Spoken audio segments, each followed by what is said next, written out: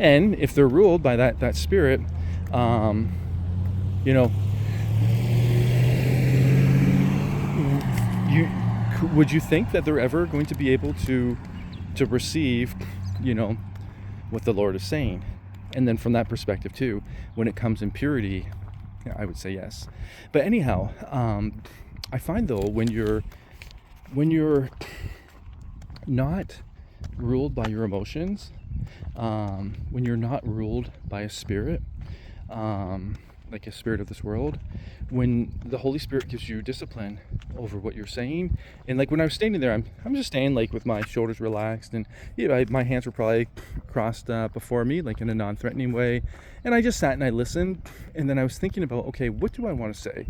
So what word am I going to say? How am I going to respond? And then as I'm thinking about it, I was felt like these thoughts were kind of like in a queue in my mind. And then the thought would come up and say next. The next thought would come up next. I'm not just going to release them, because there's power in our words, and there's very, very severe spiritual consequences. And it's not just the words that I'm speaking, it's also the spirit that I'm speaking them in. That's very important. So anyways, I said very few things, and then I left. And because I said very few things, and because I left right away, I can remember it was a very short interaction, and the words I spoke were very few. And because my state wasn't heightened, and I wouldn't have known this in the past, but because my state wasn't heightened, my emotional state, it's easy for me to remember, because I can still I'm still at a non-heightened emotional state, and I can remember how I spoke when I was in a non-heightened emotional state. And so anyway,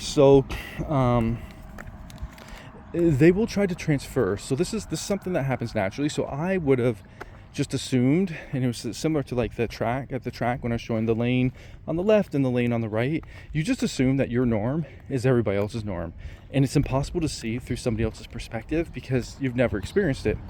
So I would then realize, oh, okay, well, you know what? They're regurgitating the story or bringing the story back up, and I know that I can't possibly remember everything that I said, so they can't possibly remember everything they said. Now I realize from this side, well, that's actually not true. That's me. That's that person projecting, you know, their reality on the other person, and they most certainly can when they're in control. And I find a lot of folks that think they're in control from the flesh, which means they're not in control at all. It's a major difference.